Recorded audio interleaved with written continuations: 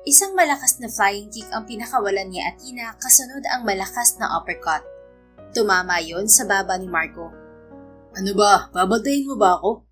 Pabirong wika nito sabay hawak sa nasaktang baba. Kaibigan ni Athena si Marco at katrabaho rin sa Acero Strategic Services, isang security at detective agency na nakabase sa Maynila. Para ka namang bago na bago sa akin, Marco. Alam mo ang lakas ko.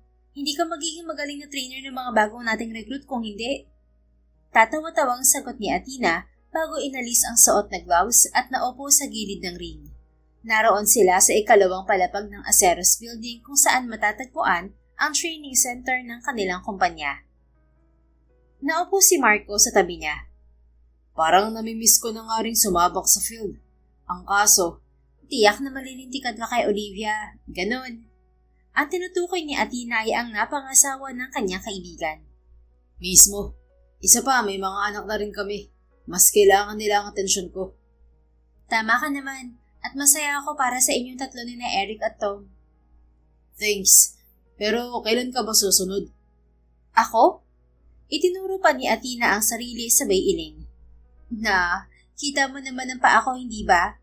Napataas ang isang kilay ni Marco. Oh, ano naman kung may metal prosthetic leg ka? Anong kinalaman nun sa pag-aasawa? Ako nga may bakal sa tuhod eh. Ang sinasabi ko lang, maliit ang chance may magkagusto sa akin dahil sa paa kong to. Siyempre, mas maganda pa rin ang tunay, hindi ba? Ay sus, dahilan mo. Hindi ka bawasan kung bakal man o tunay ang mga paa mo para lang magustuhan ka ng isang lalaki. Ang astig nga nito eh. Hindi tinatabla ng bala. Isa pa, mas dapat mo itong ipagmalaki. Dahil ito ang patunay na isa kang sundalong nagbuwis ng buhay para sa bayan. Nakuha ni Athena ang injuring yon sa isang misyon nila noon sa Mindanao habang nagtatransfer sila ng high-profile criminal. Bahagi siya ng NAFSOG o Naval Special Operations Group na isang elite unit ng Philippine Navy. Ang specialization ng grupo nila ay sa maritime operations, counterterrorism at high-risk missions. Noong nagtatransfer sila ng high-profile criminal, inambush ang convoy nila. Hinagisan ng bomba ang sinasakyan ni na Athena, pero wala namang nasawi, maliban sa naputo lang isang binti niya at namatay ang kriminal na inililipat nila.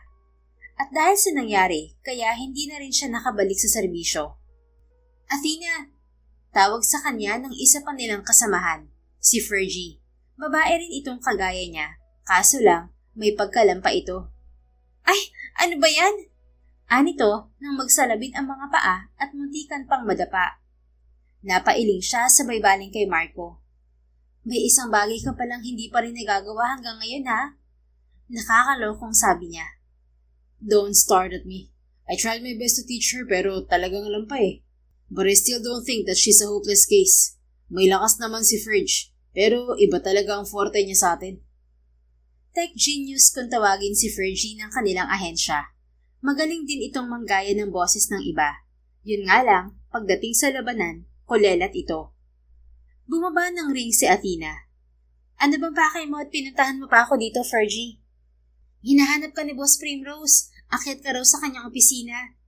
Sagot nito habang inaayos ang sarili. Sige, shower lang kamo ako. Okay, bilisan mo. Parating na yata ang bagong kliyente. Napangisi si Athena. Sounds exciting.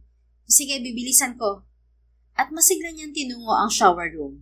Hindi naglipas sandali ay nakabihis na siya ng itim na t-shirt na pinatungan niya ng itim ding blazer at pantalong maong na malambot ang tela. Fit na fit yun sa katawan niya kaya lumabas ang perpekto niyang hubog. Ang buhok naman niyang kulot-kulot at mahaba ay itinali niya ng mahigpit sa likuran. Pagkatapos, nag-apply lang siya ng kaunting lip gloss bago umakyat sa opisina ng boss nila. Kung titingnan, parang normal na normal siyang dalaga. Hindi halata na bakal ang kanyang isang binti sa loob ng suot na pantalon. Jen, nasa loob na ba si Boss Prim? Tanong ni Athena sa sekretarya ng kanilang boss. Oo, tuloy ka na. Yung kliyente, nandiyan na rin ba? Wala pa pero on the way na raw. Okay. Kumatok si Athena ng 3 beses sa pinto. Come in. Anang boses babae sa loob. Pumasok siya na may matamis na ngiti sa mga labi. Good morning, boss. May bago ka bang assignment sa akin? Yeah, sit down. Anitong inilahad ang kamay sa sofang naroon. Doon naman siya dumiretso at naupo. Anong mission to, boss? You'll be the governor's bodyguard. Napakamot si Athena sa kanyang baba. Wala na bang iba, boss? Wala bang may thrill? Well, I'm sure may thrill pa naman tong magiging trabaho mo. Nakangiting inabot ni Primrose sa kanyang isang folder. Tinanggap naman niya yon at binuklat. Unang bumungad kay Athena ang impormasyon ng kanyang kliyente. Don Alfredo Zamora? Tanong niya sa kanyang boss nang mapasadahan ang mga nakasulat doon. Yes, he's from Monte Azul. Pag-aari niyang Hacienda Zamora, ang pinakamalaking exporter ng kopra at nyog sa bansa. Napahugod ng hangin sa dibdib si Athena nang makita ang nakalagay sa sunod na pahina. Ang impormasyon ng babantayan niya. Hindi rin maiwasang kumabog ng malakas ang kanyang dibdib, dahilan para manginig ang kanyang kamay. You remember him? Ani Primrose. Napatingin siya rito. Siya bang babantayan ko, boss? Yes, ang dati mong kapitan sa serbisyo, si Gov Severino Sev Zamora, ang isa sa pinakabatang gobernador sa buong bansa. At the age of 33, kinikilala na siya sa larangan ng politika. Napahigpit ang pagkakakapit ni Athena sa folder. Napahaplos din siya sa kanyang tuhod, ang parte ng binti niyang naputol. Para kasing biglang sumakit yun. Are you alright, Athena? Yes, hindi lang ako makapaniwalang kukuhanan siya ng bodyguard ng kanyang ama. He's a former captain of the most elite soldiers in the country. Batak ang katawan niya sa ensayo at pakikidigma, kaya alam nating pareho na kayang-kaya niyang kanyang sarili. Yun ang dahilan kung bakit gusto siyang ikuha ng kanyang ama ng bodyguard. Dahil bukod sa ikakapahamak ni Gov Zamora ang ginagawa niya, nag-iisa rin siyang anak at tagapagmana ng Hacienda Zamora. Hindi ko gustuhin ni Don Alfredo na maputol ang legasiyan nila ng ganun-ganun na lang. Ang mayayaman nga naman. Bakit parang may laman ang hugot mong yan, Athena? May hindi ka ba sinasabi sa akin patungkol sa naging trabaho mo dati kasamang gobernador? Wala naman, ma'am. Pagsisinungaling ni Athena, dahil ang totoo, hindi niya nakwento rito ang may crush siya sa dati niyang kapitan. Hindi naman na yun kailangan dahil masyado na yung personal para sa kanya. Isa pa, matagal na yung kinalimutan ni Athena. Naalala niya lang ulit pagkakita sa litrato ng lalaki. Ma'am, narito na po si Don Alfredo. Ani Jen nang sumilip sa pinto. Sige, patuloyin mo. Sagot ni Primrose sabay tayo. Good afternoon, Mrs. Samonte. Bati ng kapapasok lang na matanda. Good afternoon din, Don Alfredo. Halika, maupo po kayo. Salubong dito ng kanyang boss. Nang bumaling si Athena sa bagong dating, parang nakaharap na rin niya ang dating kapitan. Mas matandang bersyon nga lamang ito ni Severino Zamora. Thank you for meeting me. Akala ko hindi na ako makakasingit sa napaka-busy schedule mo eh. Anang matanda kay Primrose. Natawa ito. Pagagalitan po kasi ako ni Daddy kung hindi. Napahalakhak ang may edad na lalaki. Sa nakikita ni Athena, magkakilala ang pamilya ng kanyang boss at ng mga Zamora. Noon niya rin naalalang pareho nga palang nasa Timog Luzon ang probinsya ng mga ito, ang Quezon at Monte Azul. Pero bakit hindi yun nabanggit ni Primrose sa kanya? Well, hindi naman lahat kailangan sabihin, hindi ba, Athena? Kung ikaw nga hindi mo sinabing crush mo ang dati mong superior. Sagot ng isang bahagi ng isip niya. Don Alfredo, ito nga pala ang isa sa pinakamagaling kong agent dito sa Aceros, si Agent Athena. Pakilala sa kanila ni Primrose. Oh, nice meeting you, Agent Athena. Sabi ng may edad na lalaki pagkaway inilahad ang kamay sa harapan niya. It's nice meeting you too, Don Alfredo. Anyang walang kangiti-ngiti. Nabanggit na sa akin ni Primrose na dati kang tauhan ni Sev. Sabi nito bago siya binitiwan at naupo. Yes, Don Alfredo. Dati nga po kami magkasama sa serbisyo. But I don't think papayag si Captain Zamora sa ginagawa niyang to. You still know my son. Alam mong matigas ang ulo niya. Pero ikaw mismo ang dahilan kung bakit ikaw ang gusto kong maging bodyguard niya. Dahil ba dati niyo po akong tauhan? Yes. Matigas man ang ulo ng anak ko, pero hindi naman siya humihindi sa mga dati niyang katrabaho. Pero alam niyo ba ang nangyari sa akin noon? Yes, alam ko nangyari sa'yo, Iha. Dahil nagkwento sa akin si Sev noon. pati na rin ang pagkaputol ng isa mong binti. Pero wala namang kaso sa akin yun. Alam ko namang hindi ka i-hire nitong si Mrs. Samonte kung hindi mo magagawa ng maayos ang trabaho mo. Am I right? Bumaling si Don Alfredo sa kanyang boss. Yes, Don Alfredo. Sabi ko nga po, she's one of my best agents here. Singit ni Primrose. Bumaling ang matanda sa kanya. That is why I want you to be Sev's bodyguard, Iha. Ayoko lang kasing maulit ang mga nangyari sa kanya at sa mga bodyguards niya nitong mga nakalipas na buwan. Sunod-sunod ang naging pagtatangka sa buhay niya, pero hindi namin mahuli-huli ang salarin. Kwento ng matanda. Hindi po ba siya humingi ng tulong sa militar? I'm sure may contacts pa rin siya sa loob. Ani Athena. He didn't want to. Hindi niya raw gustong mandamay ng iba kung alitang politika lang ang pinag-uugutan ng lahat ng to. At hindi ko na alam ang gagawin ko sa isang yun. Ayaw makinig sa akin ni Severino, kaya ako naririto sa ahensya niyo. Sakto rin kasing sinabi nitong si Prim ang tungkol sa'yo. Nagbabaka sakali lang akong baka makikinig siya sa'yo. Napataas ang isang kilay ni Athena. Sa tono kasi ni Don Alfredo, para bang sa kanya lang talaga makikinig ang dati niyang kapitan. Para ding kilalang kilala siya ng matanda. Pero bakit naman? Sa pagkakatanda ko, hindi nga niya ako dinalaw noon sa ospital pagkatapos kong harangin ng bombang dapat sanay sa kanya. Anya sa isip. Athena? Untag ni Primrose sa kanya. Huminga siya ng malalim bago tumingin dito. Pagkuway kay Don Alfredo. Hindi ko alam kung ano ba talaga ang dahilan niyo kung bakit ako napili niyong maging bodyguard ni Captain Zamora. Pero kutob kong meron. It's a soldier's instinct. Pero hindi na ako magtatanong dahil alam kong hindi niyo rin naman ako sasagutin. Gayunpaman, hindi rin naman ako tumatanggi sa trabaho lalo't may buhay na nakataya rito. Kaya pumapayag na ako maging bodyguard ni Captain Zamora. Napangiti ng malapad ang matanda. Salamat kung ganun, Iha. Tiyak na matutuwa si Sev nito. Bakit naman po? Basta, Iha. Napabaling na lang si Athena sa kanyang boss habang nangungunot ang noo. Nagkibit-balikat lang naman ito bago tumayo. Ipapahanda ko lang ang ating kontrata. After that, you're going to Monte Azul. By the way, kinuha rin pala ni Don Alfredo ang detective services natin. Kaya dalhin mong lahat ng gamit mo dahil hindi ka nag-iisa sa misyong to. Since ang mga pagtatangka sa buhay ni Governor ay halos 3 buwan lang ang pagitan, kailangan nating maging maingat. Sergio will be your shadow. Naiintindihan mo ba? Bili ng kanyang boss. Yes, boss. Good. Maiwan ko muna kayo rito. Sige ma'am, tatawagan ko rin ng lola ko para makapagpaalam sa kanya. Tumango lang naman ito bago tinungo ang sariling mesa at tinawagan ang taga-legal department para sa kontrata nila. Si Athena naman ay agad na tinawagan ng kaisa-isang pamilyang meron siya, ang kanyang lola Adela. Matagal nang patay ang ama niyang pulis, habang ang ina naman niya ay may 2 taon na ang nakararaan na pumanaw na rin. Inatake ito sa puso kaya sila na lamang ng kanyang lola ang magkasama ngayon. Nang matapos magpaalam, nauwi sa malalim na pag-iisip si Athena. Hindi rin niya maiwasang kabahan dahil pagkatapos ng 5 taon, muli silang magkikita ng dati niyang superior, ang nag-iisang lalaking naging crush ni Athena sa buong buhay niya. Pagkatapos ng maiksing briefing, agad na nagtungo sa Monte Azul si Athena sakay ng kanyang motorsiklo. Hindi niya alam kung matatanggap ba ng dati niyang superior ang ginawa ng ama nito. Pero hindi na niya problema yon.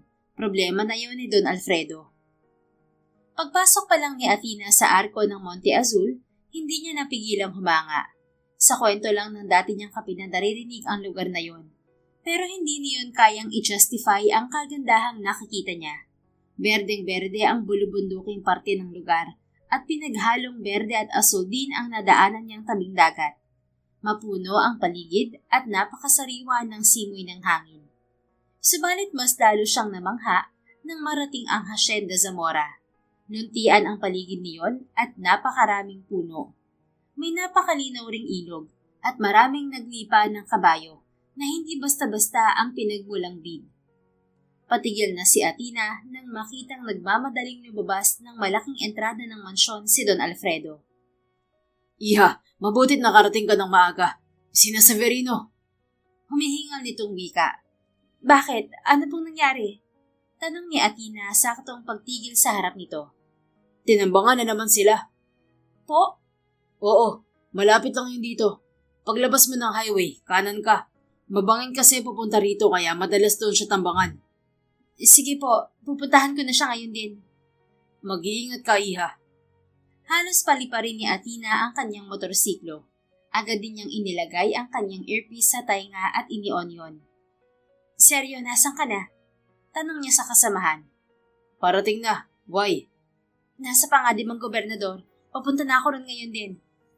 Anya. Ferge, tawag niya sa isa pa nilang kasamahan na nakamonitor sa kilos niya mula sa headquarters nila sa Maynila. Yes, dear. Ipapadala ko kay Seryo ang coordinates ng lugar pagkarating mo ron. Just say the word, okay? Okay. Thanks, Ferge. Mag-iingat ka. Salamat. Muling pinihit ni Athena ang silinyador ng kanyang motor.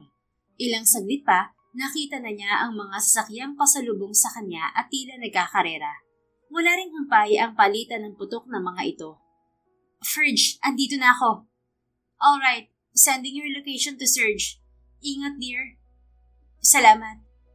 Mula sa pwesto ni Athena, agad niyang namukhaan si Gov Zamora sa loob ng itim na SUV, kasama ang dalawang bodyguard na nakikipagbakbakan sa mga nakavan at motorsiklong humahabol sa mga to. Hindi na nagdalawang isip si Athena. Dinukot niya ang kanyang kalibre 45 at walang mintis na pinuputukan ang mga kalaban. Kahit pa umuulan din ng bala pasalubong sa kanya. Pagewang-gewang lang niyang minaniobra ang kanyang motor para maiwasan ng mga yon. What the? Stop! Narinig niyang sigaw sa kanya ni Gov Zamora pero hindi niya ito pinansin. Naka-helmet siya kaya di siya nito nakilala. Pagdating niya sa hulihan ng mga humahabol sa mga ito, madali siyang nag-U-turn.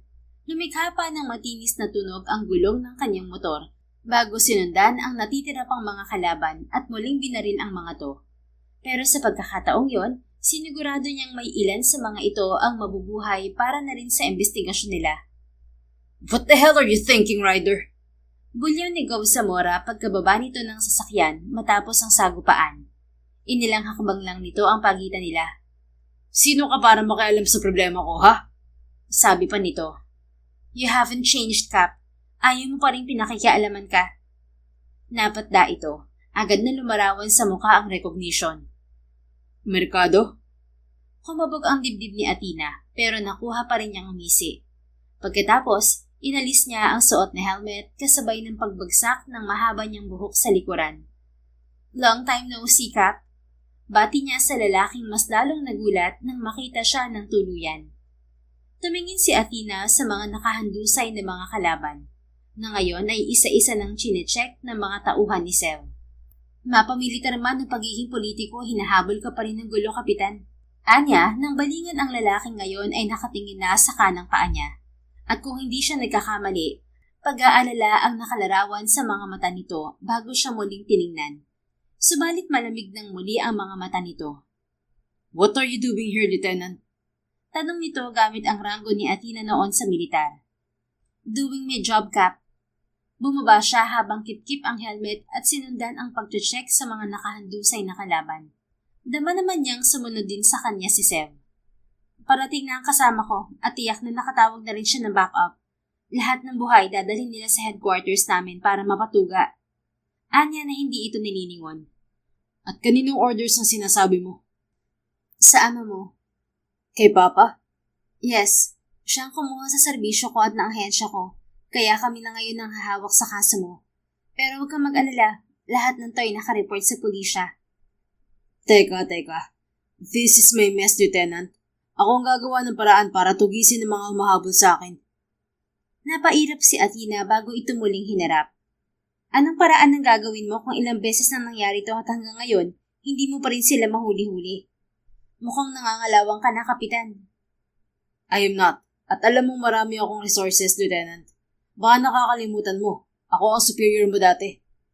Dati. Ngayon hindi na. At hindi rin ikaw ang nagbabayad sa serbisyo ko. Kaya wala kang karapatang manduhan ng bawat galaw ko. I can, Lieutenant. I can. Prove it. Tawagan mo ang ama mo. Sabihin mo sa kanyang hindi mo gustong may nakikialam sa trabaho mo. At kapag napapayag mo siya, ora mismo aalis ako, Gov. Pinagmasdan siya ni Sev ng matagal. Pagkatapos, hinugot nito ang cellphone sa bulsa at nagdial doon.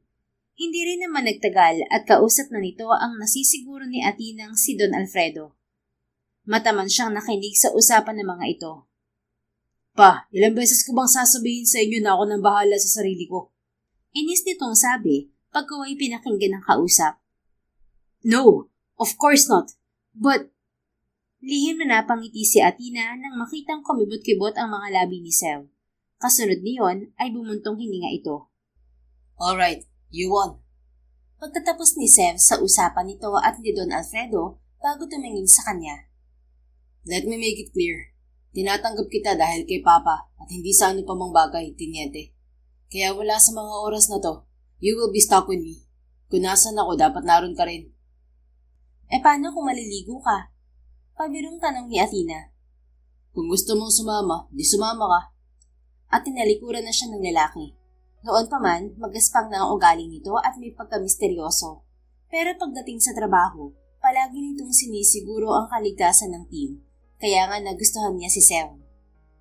Sinundan ni Athena ng tingin ang dati niyang superior. Bukod sa matikas na pangangatawan, gwapo pa rin ito.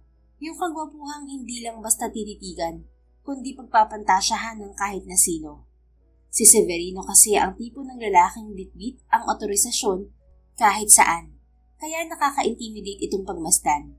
Sa lakas ng aura nito, kahit lalaki hindi ito makayang tingnan sa mga mata.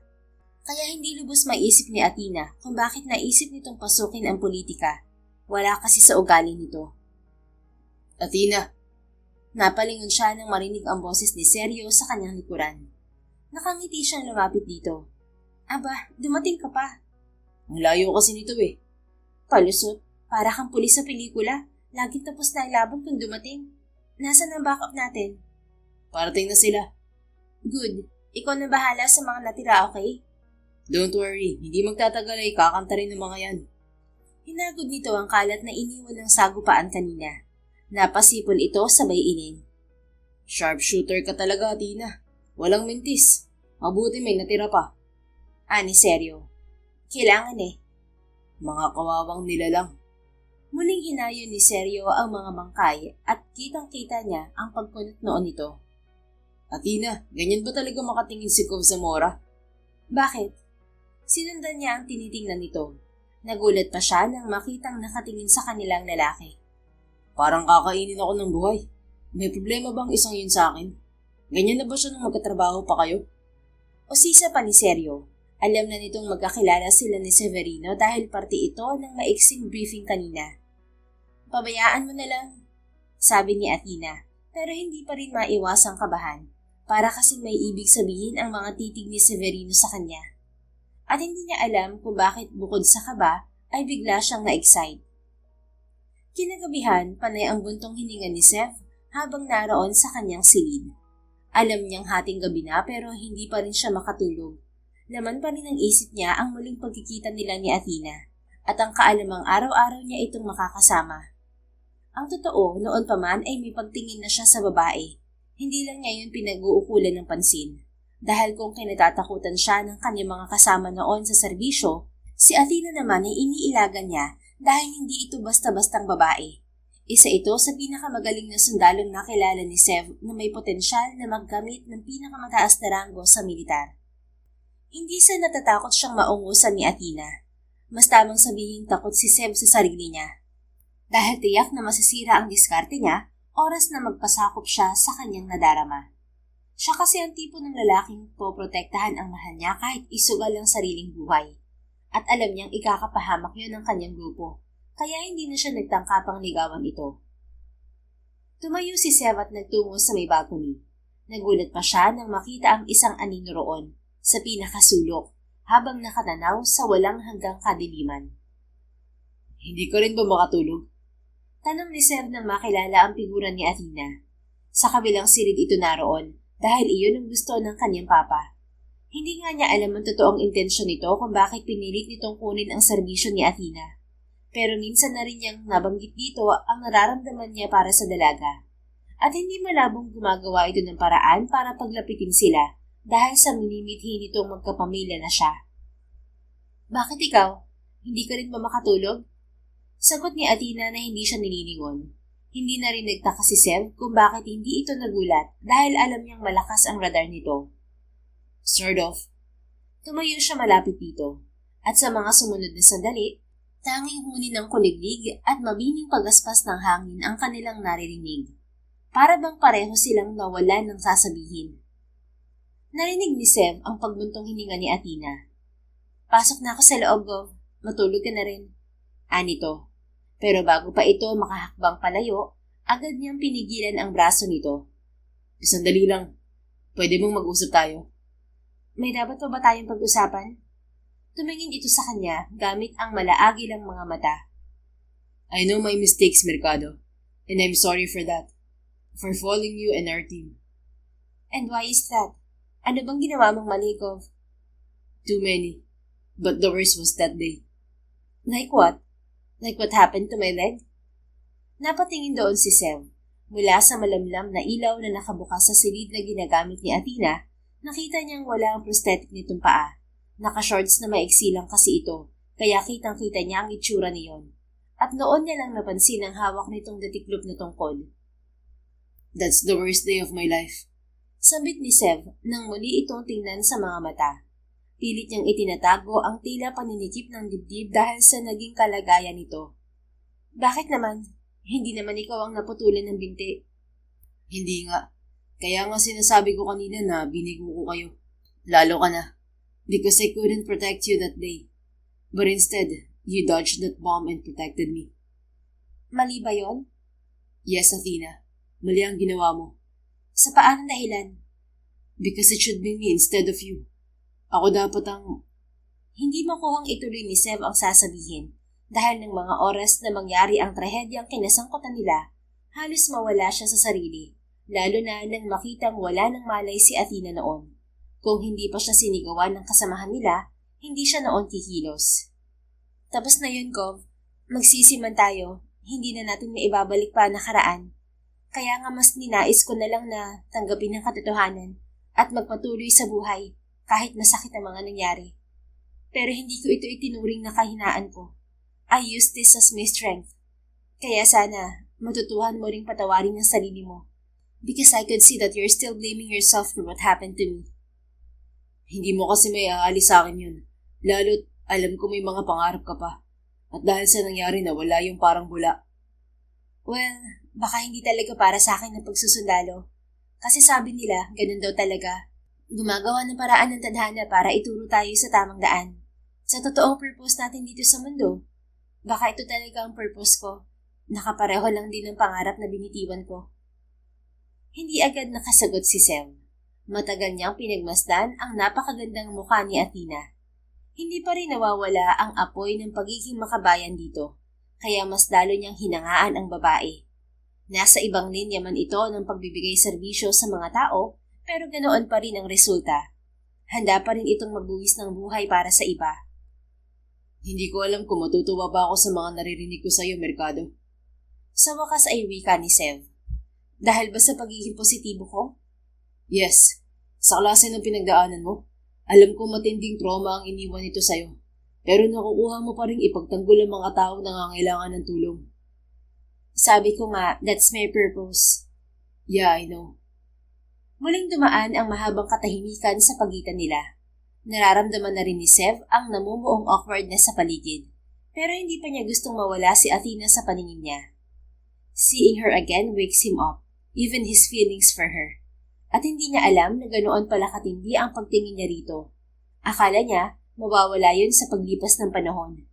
Pero pagkalipas ng 5 taon, naroon pa rin ang pamilyar na damdamin sa dibdib niya. Para bang naghihintay lang na muling mabuksan, gaya ng pagkakataong yun. You know what? You really need to say sorry. Basag ni Athena sa katahimikan nila. Masigla na rin ang tinig nito. Anong ibig mo sabihin? Tumingin dito si Sev. Kasi hindi mo man lang ako dinalaw sa ospital. Napakunot ang noo niya sabay ining. No, Athena. Pinuntahan kita. Halatang nagulat to. Pinuntahan mo ako? Yes. Hindi lang ako nagpakita sa'yo. I've been at the hospital every day hanggang sa makalabas ka. Pero bakit hindi ka nagpakita? Para ano pa? Hindi ko na naman maibabalik ang binti mo. Pero hindi ko naman hinangad na maibalik ang binti ko dahil hindi na talaga pwede.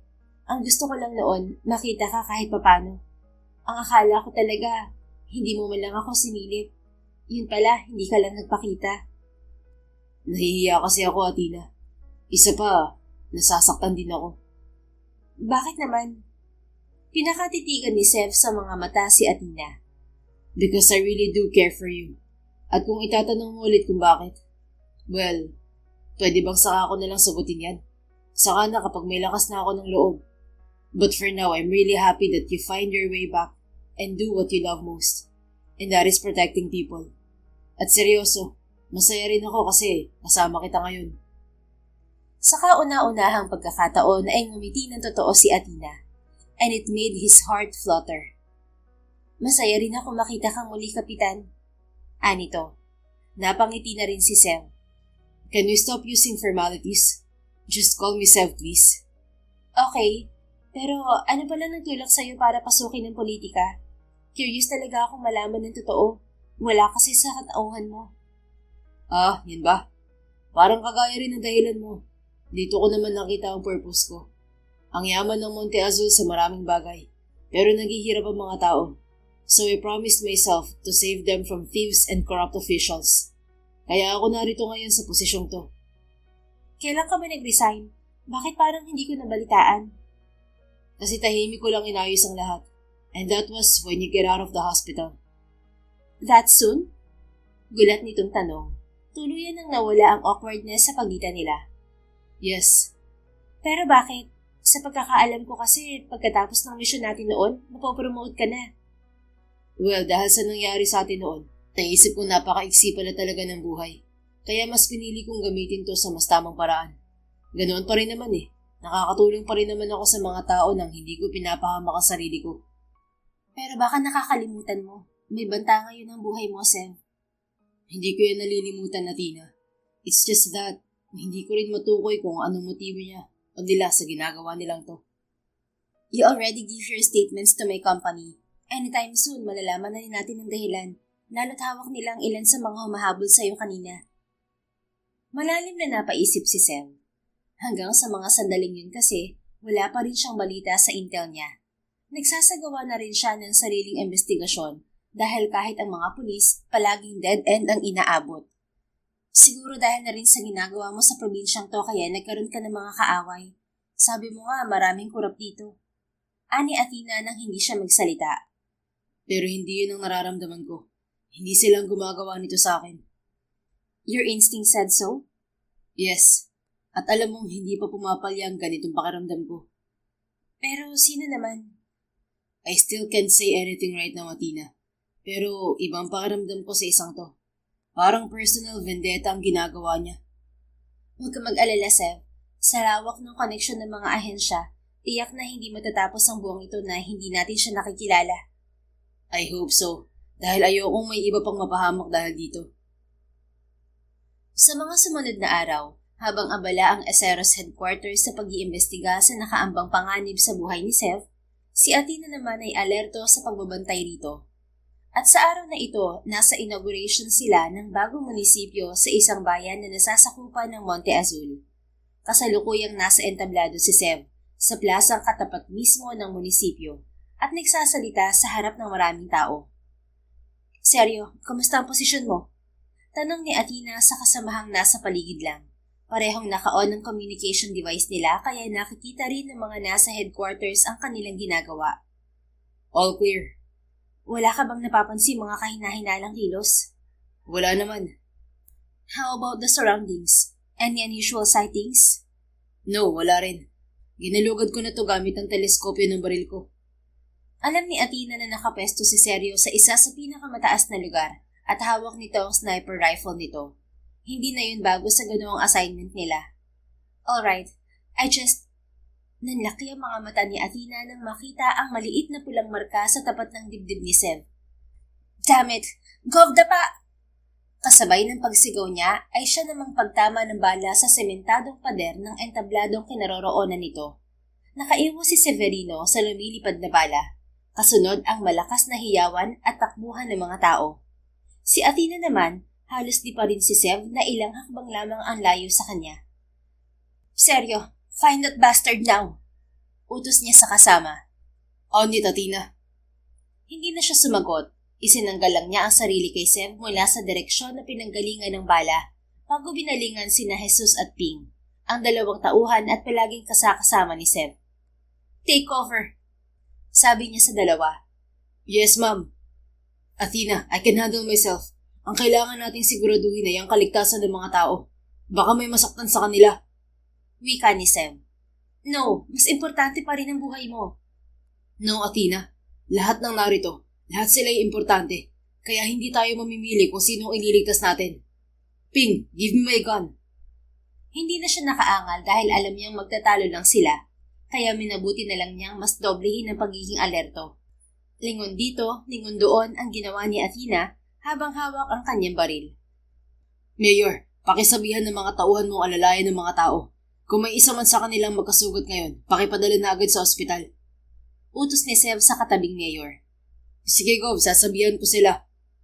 Nang mawala si mayor, nagpalingalinga si Sev. Pagkatapos, bumaba ito sa entablado at ito mismo ang umalalay sa mga tao. Nakasunod lang naman si Athena sa bawat galaw ni Sev. Athena, 10 o'clock. Ani Seryo sa kabilang linya. Alerto siyang lumingon doon at nakita ang isang kahinahinalang lalaki na nakihalo sa mga nagmamadaling tao.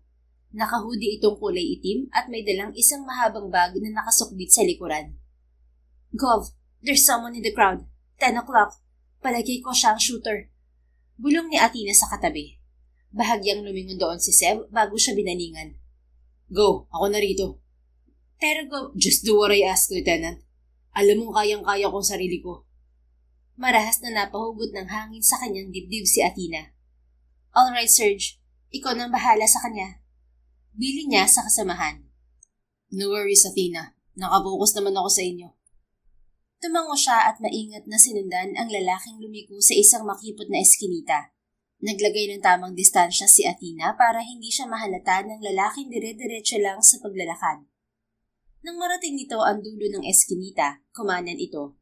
Ganoon din ang ginawa niya nang bigla siyang bulagain ng isang malakas na sipa. Tinamaan siya sa hita at na out of balance. Shit!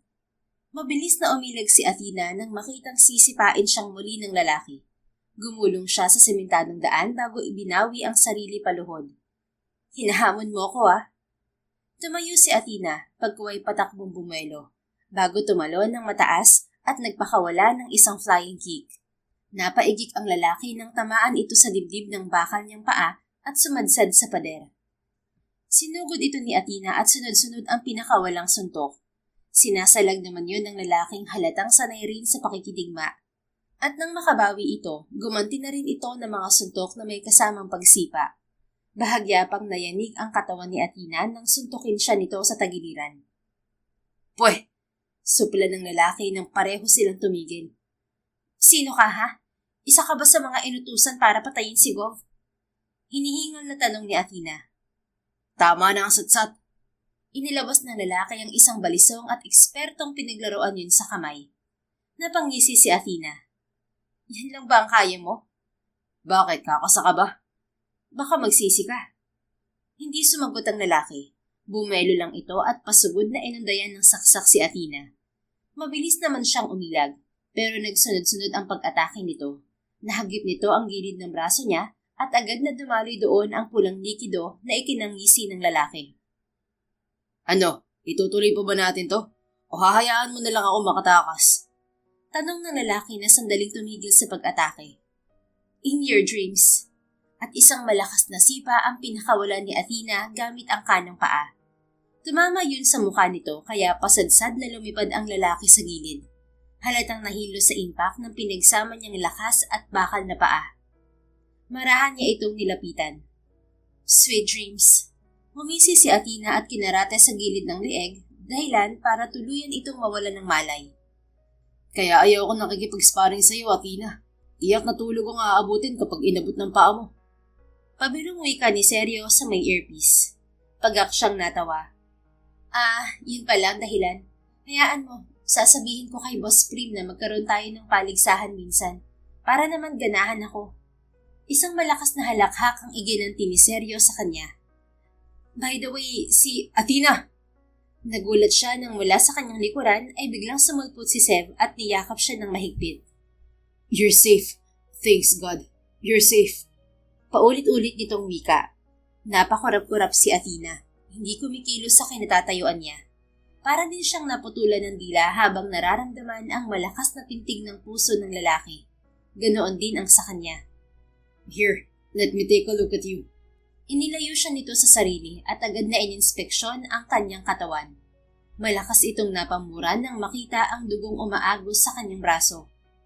Bakit ba hindi ka nag-iingat? Tingnan mo ang nangyari. Nasugatan ka. Halika, dadalhin na kita sa ospital bago pa tayo may infection. Hinawakan nito ang kamay niya kaya doon naman napatingin si Athena. Para siyang nakuryente pero tila ba walang lakas ang kamay niya para bawiin yon. Si Gov lang pala makakapagpatameme sa'yo, Athena.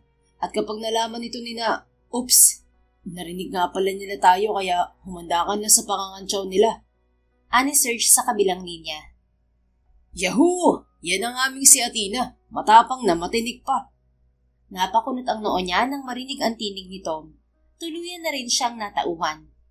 Magsitigil nga kayo, sigaw niya. Ha? Ani Sev nagulat na napatingin sa kanya. Lintik, humanda kayo sa akin. Bulong niya kasunod ng halakhakan ng mga kasama sa kabilang linya. Ano bang ibinubulong-bulong mo dyan?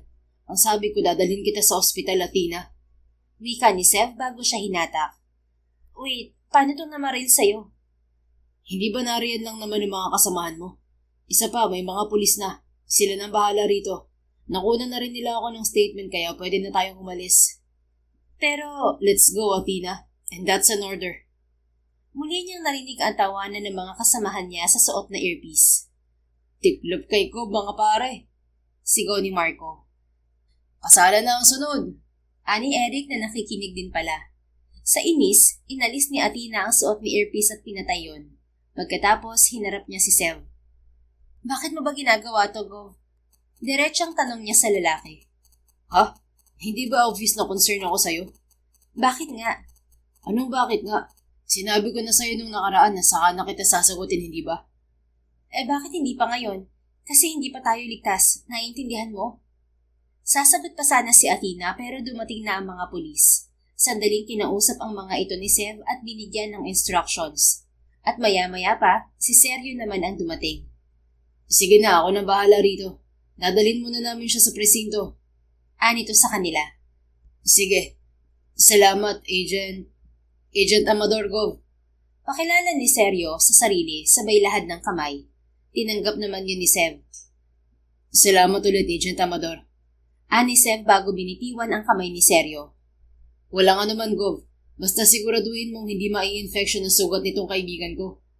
Sagot nito sabay baling sa kanya at mumisi. Don't worry, ako nang bahala sa kanya. Tara na. Baling sa kanya ni Sev. Walang nagawa si Athena kundi ang sumunod dito. At habang nasa daan, hindi niya mapigilang lingunin ito na tahimik lang na nakaalalay sa kanya. Hindi nito binibitiwan ang kanyang kamay na para bang madadapa siya anumang sandali. Kaya naman, kahit anong pigil ni Athena sa sarili, hayon at naglululukso ang puso niya sa kilig. Ilang araw ding kalmado ang paligid, subalit hindi ang puso ni Athena. Masyado na siyang apektado ng pagiging maalaga ni Sev. Dama rin niya ang sinserong pag-aalala nito sa naging sugat niya, lalo't ito pa mismo ang gumagamot niyon. Para tuloy nagkabaliktad na sila at ito ang nagbabantay sa kanya. Ano yan? Tanong niya sa lalaki nang lumabas ito sa opisina nito. Naroon sila sa Kapitolyo dahil may pasok ito. Pagkain mo. Sabi ni Naping hindi ka raw nagmerienda kanina. Sagot ni Sev bago iniaro sa kanya ang isang platitong may lamang kakanin. Hindi naman kasi ako nagugutom. Kahit na, maigi yung kumakain ka para hindi ka nauubusan ng lakas. Malakas ako, Gov. Kaya pala nagkasugat ka. Patingin nga, magaling na ba? At basta na lang nito inalis ang suot niyang leather jacket bago tiningnan ang sugat niya sa braso. Wala itong pakialam kung pinagtitinginan sila ng staff nito, na alam niyang naninibago sa inaakto ng lalaki. At nasisiguro din niyang siya ang kauna-unahang babaeng itinrato nito ng ganoon sa harap ng maraming tao. Ayos naman na, Magaling na yan, Gov. Ani Athena bago muling isinuot ang leather jacket. Mapula pa rin. Siguraduhin mo rin nilalagyan mo ng ointment para hindi siya magpeklat. I know. Sige na, balik ka na sa loob, Gov. May trabaho ka pa yata. Meron nga. Pero mas importante pa rin na kumain ka. Alright, kakain na ako. Kaya dun ka na sa loob ng opisina mo. Gusto kong makitang ikaw talaga ang kakain. Baka kasi ipamigay mo lang. Ha? Ayos ka lang? Bakit ko naman ipamimigay? Basta, sige na, kain ka na, Athena. Sa inis, inilang kagat lang ni Athena ang kakaning ibinigay ni Sev. Medyo nabulunan pa siya kaya madali itong kumuha ng tubig sa water dispenser na malapit lang sa kanila at iniabot sa kanya. Dahil puno ang kanyang bibig, kinuha lang niya yon at dahan-dahang ininom. Bakit naman kasi binilisan mo? Wala namang hahati sa'yo. May paninising wika ni Severino. Kasi ang kulit mo, dun ka na nga sa loob. Hindi na nakatiis na sita ni Athena kay Sev. Napa-o tuloy ang mga nanonood sa kanila. Napakamot ang lalaki sa ulo. Oo na, pasok na ako. Mamaya pala, anong gusto mong dinner? Ha? Dinner? Oo, kain tayo sa labas. Palihim na iginala ni Athena ang mga mata sa paligid. Kita niyang nakangiti na ang mga empleyado nito. Kahit ano na lang, Gov. Okay, pasok na ako. At sisipol-sipol itong tumuloy sa opisina nito. Hindi alam ni Athena kung maiiling ba siya o ngingiti sa ginagawa ni Sev. Hindi naman siya manhid para hindi malaman ang ginagawa nito. Pero hindi pa rin talaga siya makapaniwala dahil ang kilala niyang Severino Zamora ay nakafocus lang sa trabaho nito at ayaw ng panggulo. Pagdating ng hapon ay masiglang lumabas sa opisina nito si Sev. Tara na. Anito pagtapat sa pwesto ni Athena. Okay. Ang plano niya ay sumunod lang dito pero nakatigil lang si Sev sa tabi niya. Ano, may nakalimutan ka ba sa loob, Gov? Tanong niya. Wala naman. Bakit hindi ka pa mauna? Bakit ako mauuna? Gusto kong sabay tayo. Ha? Tara na. Hinagip ni Sev ang kamay niya na ikinagulat ni Athena, kasabay ng pagkabog ng kanyang dibdib. Dagli niyang ipiniksi yun, pero mahigpit ang pagkakahawak nito. At nang tumingin siya sa mga naroon, larawan ang pagkagulat sa mga mata ng mga ito, lalo na sa mga kababaihan. Teka lang. Pilit pa ring binawi ni Athena ang kamay niya, pero diretso nang naglakad si Sev pababa sa may hagdanan. Kaya napasunod na lang siya dito. At bawat madaanan nila, gulat ang makarehistro sa muka. Pwede bang bitiwan mo ng kamay ko? Anya nang nasa tapat na sila ng sasakyan nito. No, dito ka sasakay. Jesus, pakidrive ang motor ni Athena. Utos nito sa tauhang nakaabang sa gilid nila. Palagi lang kasi siyang nakakonvoy sa mga ito kahit saan dahil mas madali niyang malalaman kung may kalaban sa paligid. Mas convenient ding gamitin ang motor niya kapag nagkabakbakan. Athena, untag ni Sev sa kanya. Okay, may magagawa pa ba ako? Planado mo na. Wala na nga. Nakangiting tugon ng lalaki kaya sandali pa siyang natigilan. Sa tuwing ngingiti kasi ito, parang may mga anghel na nag-aawitan sa paligid niya at kusa rin siyang napapangiti. Athena, are you alright? Ani Sev. Mabilis namang ipinilig ni Athena ang ulo. Ayos lang ako, Gov. Anong hinihingi mo? Nagsalubong ang mga kilay nito. Yung susi mo, hinihintay ni Jesus. Oo nga pala. Heto, ingatan mo yun Ani Athena kay Jesus. Yes, ma'am. Pagtalikod ni Jesus ay inalalayan na siya ni Sev pasakay ng sasakyan nito. Medyo mataas kasi yon. Thanks. Anya nang maupo ito sa tabi niya. You're welcome. Tahimik lang sila sa biyahe na ikinailang ni Athena. Hindi siya sanay na madikit ng ganoon kalapit kay Sev dahil kahit noong magkasama sila sa serbisyo, para bang allergic ito sa kanya. Niya ang magkatabi nga sila sa upuan noon ay hindi nangyari. Pero ngayon, may kakaiba talaga sa mga ikinikilos nito at ayaw naman niya mag-overthink. Pero iba kasi talaga ang pakiramdam niya. May kakaiba Iba rin kahit ang aura ni Sev. Pansin ko wala nang dumating ako. Palagi siyang nakangiti. Hindi na naituloy ni Athena ang iniisip. Ayaw rin kasi niyang paasahin ng sarili dahil minsan na siyang nabigo rito. Athena. Pasag dito sa kanilang katahimikan. What are you thinking? Wala naman, bakit? Pagsisinungaling ni Athena sabay baling dito. Nakatitig pala ito sa kanya, kaya nagtama ang kanilang mga mata, dahilan para kumabog ang kanyang dibdib. Pwede bang pagkatapos ng lahat ng to, magkita pa rin tayo? Oo naman, Gov. Bakit naman hindi? Well, naisip ko lang na baka hindi mo na ako gustong makita. Ha? Bakit mo naman naisip yan? Wala lang. Pumasok lang sa isip ko. You know, iba kasi yung ugali ko noon. So, inaamin mo bang nag-iba na to ngayon, Sev? Ganun ba? Hindi ba obvious? Obvious nga. Pero bakit nga ba? Balik tanong ni Athena. Napabuntong hininga ito sabay iling. Kilala mo nga talaga ako. Well, 4 na taon din naman tayong magkasama noon sa serbisyo. I remember fresh graduate lang ako noon nang maitalaga sa Mindanao. At ikaw ang unang sumalubong sa amin ng mga kasamahan ko. Tapos pinag-push up mo agad kami dahil lang sa hindi maayos ang pagkakatak-in ng uniforme ng isa sa mga kasama ko. Paalala ni Athena. Natawa si Sev. First impression really last, ha? Ang higpit mo kasi. Kaunting pagkakamali lang, nakasinghal ka na. Feeling ko tuloy noon, ipinanganak ka sa sama ng loob. Tuluyan nang napahalakhak ang lalaki na ikinalingon dito ni Ping na nagmamaneho. Si Athena naman, hindi na namalayang nakangiti na rin habang pinagmamasdan si Sev. Mas gumapo kasi ito at bumatang tingnan. Ang aliwalas din ng aura nito. God, ganun pala ang tingin mo sa akin, Athena? Hindi lang ako, maging ang iba pa nating kasamahan. Gusto ko lang kasing maayos nating nagagawa ang mga trabaho natin dahil galing sa kaba ng bayan ng ating sinasahod. Nakakahiya kung ang isusukli natin sa kanila ay puro kapalpakan. Tama ka naman. But seriously, you're a great leader, Sev. Kahit naman ngayon nagagamit mo pa rin ang kakayahang meron ka para sa pagpapatakbo ng probinsyang to. At ako na ang nagsasabi, maswerte ang mamamayan ng Monte Azul dahil ikaw ang naging gobernador nila. Hindi ka kagaya ng ibang ganid sa salapi. Mahal mo ang bayan na noon pa, isinumpa mong paglilingkuran ng tapat. Para namang bayaning-bayani ako sa mga sinasabi mong yan, Athena. Totoo naman, hindi ito sumagot kaya napataas ang isang kilay ng dalaga. Ano na naman? Nagbago na ba ulit ang isip mo? Gusto mo na ba ulit maging masungit na boss? No, hindi yun ang nasa isip ko, Athena. I am thinking about your leg.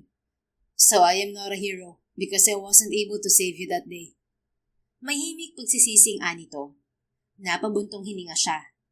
Tapos na yun at natigil siya sa pagsasalita nang tumunog ang cellphone niya. Agad niya yung dinukot sa bulsa ng suot na leather jacket. Napaupo siya ng tuwid nang makitang si Boss Premion. Sumenya si Athena kay Sev na sasagutin muna ang tawag. Tumango naman ito. Yes, ma'am. Good evening. Bati niya rito. Good evening. You're with Gov Zamora, right? Yes, ma'am. Bakit may problema ba? May resulta na bang investigasyon ninyo? Yes. Pwede mo bang i-loudspeaker ang cellphone mo, agent? Sinunod naman ni Athena ang kanyang boss habang sumisenya siya sa katabi. Tumango lang ulit ito. Gov, magandang gabi. Bati ni Primrose kay Sev. Good evening din, Mrs. Amonte. May balita na ba kayo? Seryosong tanong ng lalaki. Yes, Gov. Tapos na kami mag-imbestiga at gusto kong sabay niyong marinig ang sasabihin ko. Nagkatinginan sila ni Sev. Sige lang, Mrs. Amonte. Nakikinig kami. Anito. Alright. Do you remember Samil Al-Rashid? Napakuyom ng mahigpit ang kamay ni Sev, kasabay ng pagtatagis ng kanyang mga bagang, habang si Athena ay dama niyang natigilan. Hinawakan agad niya ang kamay nito at pinisil-pisil yun. Sino bang makakalimot sa taong yun? He was the one who made Athena suffer. Kaya nararapat lang sa kanya na mamatay sa araw na yun. Dahil na rin sa ginawa niya sa mga inosenteng tao sa iba't ibang panig ng mundo. Ani Sev.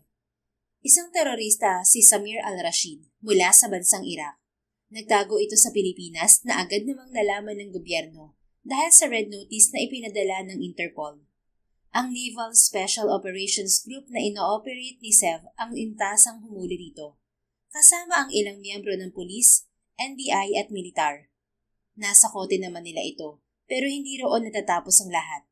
Ang grupo rin niya ang naatasang mag-transfer kay Samil Al-Rashid, ngunit sa kasamaang palad, inambush sila noon dahilan para masabugan ng bomba si Athena. Yes, tama ka. He got what he deserved because he was a dangerous terrorist. Pero Gov, bakit hindi mo sinabing inimbestigahan mo pala siya pagkatapos ng insidente noon? Napakunot ang noon ni Athena. Nag-imbestiga ka? Huminga ng malalim si Sev. Yes, I did, Athena. Kaso wala rin nangyari dahil wala namang natira noon sa mga umambush sa atin. Our team killed them all. His brother, Khalil al-Rashid, was also nowhere to be found. Isa rin siya sa mga dahilan kung bakit ako nag-resign noon. Hinanap ko si Khalid dahil duda ako may kinalaman siya sa pang-ambush sa atin.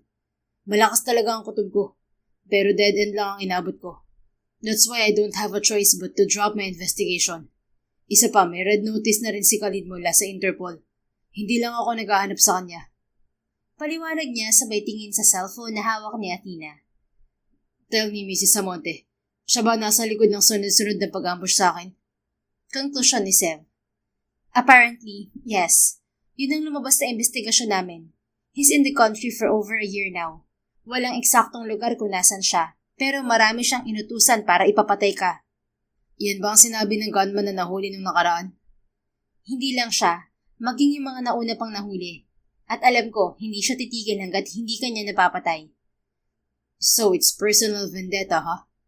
Yes, Gov. Pero huwag ka mag-alala, nakipag-coordinate na ako sa FBI at Interpol. Parating na rin sila sa bansa dahil kumpirmadong narito nga si Khalid. Napabuntong hindi nga si Severino bago tumingin kay Athena. Kung akong bakay niya, mas mainam na ako na lang din na tumapos. Anong ibig mo sabihin? Tanong ni Athena. Let's take our guard down dahil ang ganitong klase ng paghihigante, ang gusto nila ay buhay akong makuha. Itataya mo ang sarili mong buhay? Yes, Athena. Kung yun lang ang paraan para matapos na to. No, masyado mo pa nga di bang gagawin mo? But this is the best way para mahuli natin siya. Gov, Annie Primrose sa kabilang linya. Athena is right. Masyadong mapangadi bang gagawin mo? Kahit pa sabihin natin kaya mo ang 10 katao, hindi pa rin ako makapapayag. Terorista pa rin ang kalaban natin at iba silang mag-isip. Dagdag nito. Alam kong iba silang mag-isip, kaya nga dapat na natin silang unahan. Paano kung biglang umatake si Khalid habang nasa harap ako ng mamamayan ng Monte Azul? Paano kung gawin niya ang mga ginagawa noon ni Samir? Mas maraming madadamay kapag nangyari yun. Kaya dapat lang na matapos na ito sa lalong madaling panahon. Dahil hindi ako matatahimik hanggat naririto si Khalid sa Pilipinas. Don't worry, ma'am. Hindi ko naman pababayaan si Gov. Narito lang ako palagi sa tabi niya. Isa pa, may backup naman ako. Ani Athena makaraan ng ilang saglit. Hindi yun sapat. At kung ito ang planong naiisip mo, Gov, kailangan natin itong plansyahin ng mabuti para walang sablay. Sagot ni Primrose mula sa kabilang linya. So, pumapayag ka na? Yes, pero mula ngayon ako mismo at si Leo ang magsusupervise ng lahat. Leo? Lumingon si Sev kay Athena. That's my partner. Sagot ni Primrose. Kaming bahala sa pag-trace kung saan naroon si Khalid habang ikaw, hanggat walang threat na nangyayari, huwag kang gagawa ng kahit na ano. Dahil kapag nauna sila, wala tayong choice kundi ang sumunod sa terms na ibibigay ni Khalid. I get it. Pero ganoon din naman na mangyayari. Mauna sila o hindi, susugurin pa rin natin ang lungga ni Khalid. Kung mahuli man nila ako ng mas maaga bago nyo malaman kung saan siya naroon, sakay nyo na lang ang mga gusto nyo mangyari. Madali nyo naman sigurong matitrace kung saan ako dinala. At once na alam na ninyo, kayo na ang bahala sa labas at ako naman na bahala sa loob. You call that a plan, Gov? Sarkastikong tanong ni Athena. Yes. Paano kung mahuli ang backup? Nag-aalalang tanong nito. Bahagyang umiti si Sev at masuyong hinaplos ang pisngi ng dalaga. I will get out alive. I promise you that. Kasi marami pa akong kailangan tapusin. Anya sabay kindat dito. Napairap naman ito. Gov, just don't let your guard down, okay? Nauunawaan ko kung bakit mo ito ginagawa. Pero iba pa rin ang mga terorista. Yung nangyaring ambush noon, wala pa yun sa katiting na kaya nilang gawin. At ako na ang nagsasabi, wala silang sinisino. I witnessed how it happened. I witnessed how they work. At hindi masisikmura ng kahit na sino ang mga ginagawa nila. Singit ni Primrose. Kaya dapat lang silang lipulin, Mrs. Samonte. Alright, basta mag-iingat kayo dyan habang ginagawa namin ang aming trabaho. We will, Mrs. Hindi na naituloy ni Sev ang kanyang sasabihin nang bigla na lang sumabog ang van na nasa unahan nila. Nagpagewang-gewang ang sinasakyan nila hanggang sa mawalan na ng kontrol at tumaob ng ilang beses. At sa bilis ng pangyayari, sandali siyang nag-blackout. Nagising lang si Sev dahil sa nauulinigang sigaw, pero hindi niya maunawaan kung ano yon. Malakas kasing umuugong ang tenga niya at bukod doon, sumasakit din ang ulo niya. Athena? Mahinang tawag niya sa dalaga pero hindi ito sumagot. Nanghihinang kinapa ni Sev ang katabing upuan at naramdamang naroon si Athena. Athena, do you hear me? Tanong niya na hindi alam kung nakaabot ba yon sa pandinig ng babae dahil kahit siya, hindi marinig ang sariling boses. Kinapa ni Sev ang pulsuhan nito. Bahagya siyang nakahinga ng maluwag nang maramdamang may pulso naman ang dalaga. Thanks God. Ping! Tawag niya sa tauhan at pilit itong inininag sa nanlalabong mga mata. Wala siyang narinig na tugon mula rito kaya inabot ni Sev ang kinauupuan nito. Ping! Naramdaman niya ang malakas na hampas sa kanyang ulo kasunod ng tuluyang pagkawala ng kanyang ulirat. Nagising si Sev na sumasakit pa rin ang ulo. Nang imulat niya ang mga mata, wala siyang masyadong makita dahil sobrang dilim ng paligid. Damn it! Mahinang mura niya at sinubukang igalaw ang mga paa at kamay, ngunit pareho iyong nakatali habang nakaupo siya sa isang bangko. Think, Sev. Quick! Bulong niya nang may kakaibang naramdaman. Sandali niyang ipinikit ang mga mata at mas pinakiramdaman pa ang paligid. May enerhiya siyang nasasagap sa bandang likuran niya, ngunit mahina yon, kaya natitiyak niyang hindi siya nag-iisa. Maingat na yumukod si Sev at itinukod ang mga paa sa sahig. Pagkaway iniangat niya ang likurang bahagi ng kinauupuan. Pagkatapos, pinilit niyang igalaw yon ng dahan-dahan, hanggang sa marinig niya ang mahinang kalabog ng isang upuan. Dahan-dahan niyang pinakawalan ang hanging pumupuno sa kanyang dibdib. Pagkatapos, gamit ang mga kamay, pinilit niyang abutin ang kung sinong nasa likuran niya. Athena, ikaw ba yan? Mahinang tanong ni Sev habang malakas na tinatambol ang kanyang dibdib. May kaliitan kasi ang kamay na nahagip niya, kaya posibleng si Athena ang kasama niya roon. Hindi tumugon ang taong naroon kaya kahit masakit ang nakataling mga kamay, pinisil-pisil niya ang palad ng nasa likuran upang magising ito. Ilang saglit naman ay narinig niya ang mahina nitong pag-ungol. Athena! Athena, wake up! Sabihin mo sa akin ikaw ang nariyan. Ani Sev na nag-uumpisa ng masanay ang mga mata sa dilim. Sa kalkula niya, hindi gaanong malaki ang silid na kinaroroonan nila dahil kahit maliit na kaluskos ay naririnig niya. Sev? Sagot nito. Oh, thanks God. Mahinang bulalas niya. Where are we? I don't know. Okay ka lang ba? Nahihilo ka pa ba? A bit. Masakit din ang katawan ko pero kaya ko naman. How about you? I'm fine. May sugat ako sa ulo pero maliit lang. Nakuha ko yun sa pagbaliktad ng sasakyan kanina. I think meron din ako. How about Ping? Nasaan siya? Hindi ko rin alam, Athena. Ang huli kong natatandaan, may pumalo sa ulo ko kanina. Kaya tuluyan ako nawala ng malay. We have to get out of here, Sev. I know. But Athena... Anyang kahit kinakabahan ay pinipilit pagganahin ng isip. Bakit? Can I tell you something? Kung last will mo yan, I don't want to hear it. Lalabas tayo ng buhay dito, Sev. Are you sure about that? Of course. May sapusa ka naman, hindi ba? Well, kung ang tinutukoy mo yung pagkakaligtas ko sa ilang beses na pagtatangka sa aking buhay, then yes, may sapusa nga ako. Pero hindi ba siyam lang ang buhay ng pusa? I think naabot ko na yun. And this is my last. Wag mo nga akong pinaglololoko, Severino. Kapag sinabi kong lalabas tayo ng buhay dito, yun ang mangyayari. Fine. Wala na akong sinabi. But I want you to hear me out, Athena. Dahil nararamdaman ko, ito na ang tamang oras para sabihin ko sa'yo yung totoo. Wrong place pero ayaw ko nang magsayang ng oras, lalo na sa kalagayan natin ngayon. Kung sasabihin mo sa akin gusto mo ko, fine, I will accept that. Pero ito lang ang gusto ko malaman mo. Ayaw ko na nagpapaligaw. Natawa si Sev. Pero hindi lang kita basta gusto, Athena. I've been in love with you all this time. Hindi lang talaga halata dahil ayaw kong maging hadlang sa mga pangarap mo noon. Isa pa, ayaw ko rin makompromiso ang samahan natin o ang kung ano mang misyong mayroon tayo.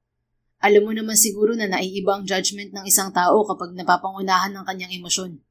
Ayaw kong mangyari sa ating dalawa yon. Ayokong malagay sa alanganin ang ating mga posisyon. Matagal itong hindi nakasagot, kaya bahagya niya itong nilingon. Huwag ka mag-alala, Athena. Hindi naman kita liligawan.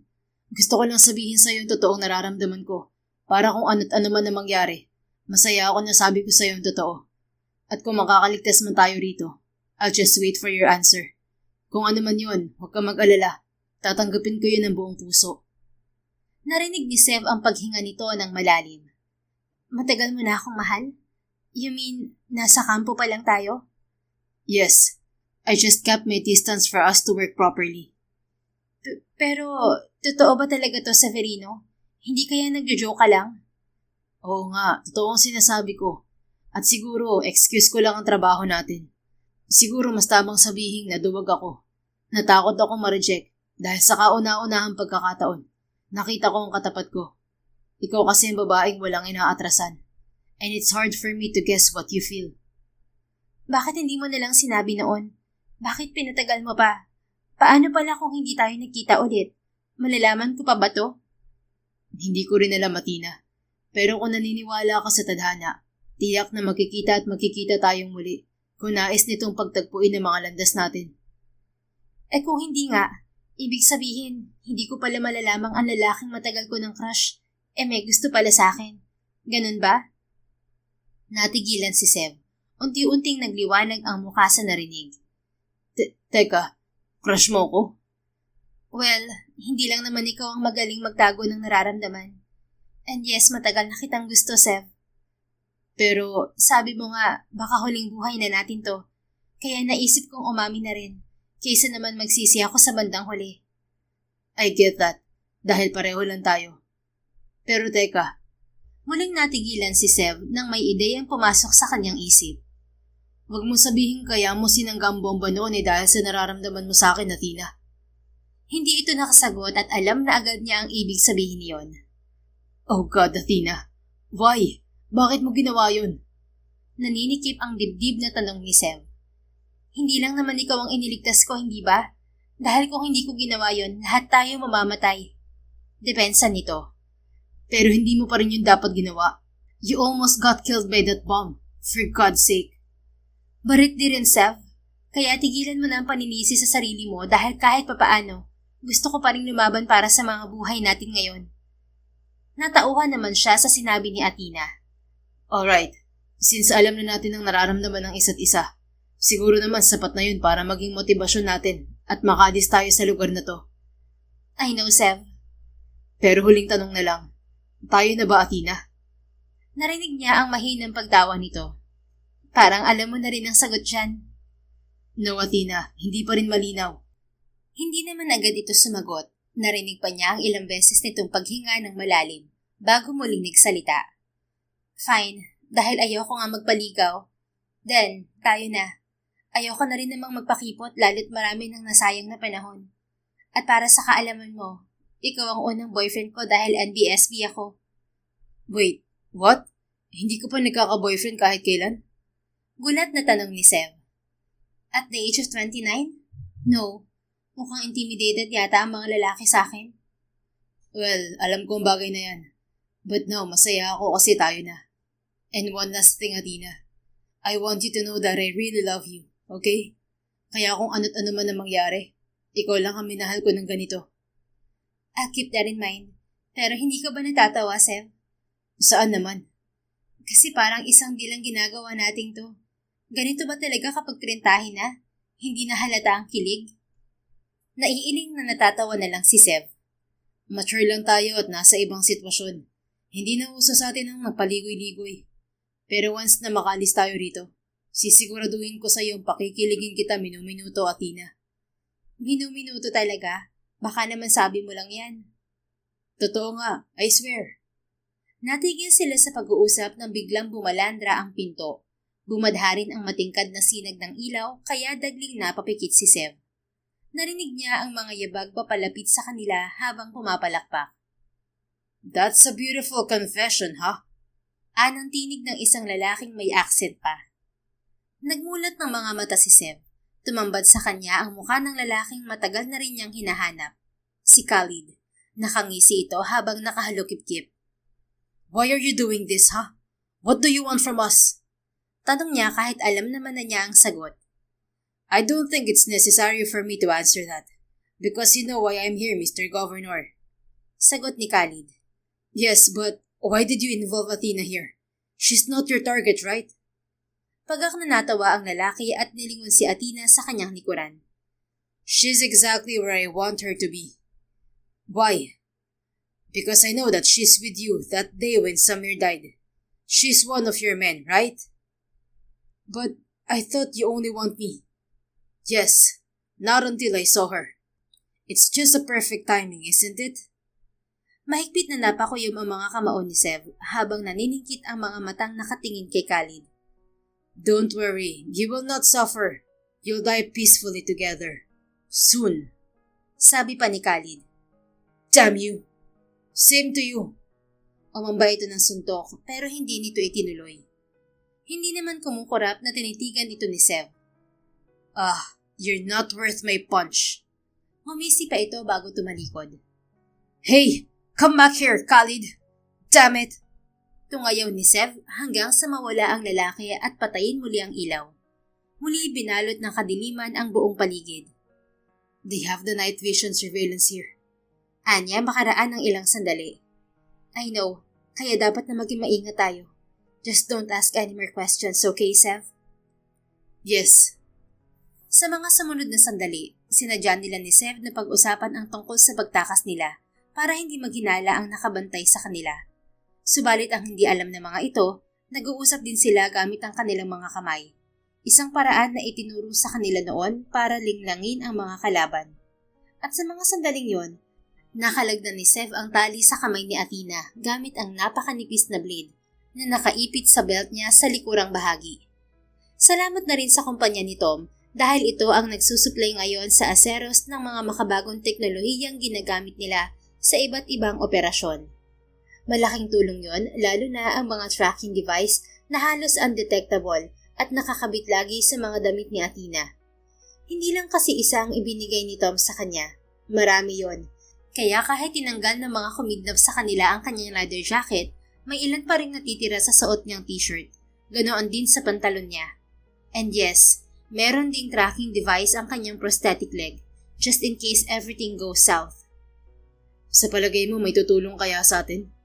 Tanong ni Sev habang si Athena naman ang nag-aalis sa tali ng kamay nito. I don't think so, Sev. Walang ibang paraan ng mga pulis para matuntun tayo. Unless tumawag ang mga kalaban natin sa kanila o sa ama mo. Tinapik niya ang kamay nito nang maalis ang tali roon. Okay, I got it. Pero mukhang hindi naman sila tatawag dahil tayo mismo ang habol nila. Kaya wala tayong pagpipilian. Hindi pera ang habol ni Khalid kundi buhay natin. Hindi siya makikipag-deal kay Papa para sa ransom. Right. We don't have a choice but to stay still and wait. Pasimpleng nagsulat si Sev sa kamay niya na agad namang naunawaan ni Athena. We can call that bastard here para tapusin na to. Do you think babalik siya? Hindi ka nga niya nakuhang suntukin kanina eh.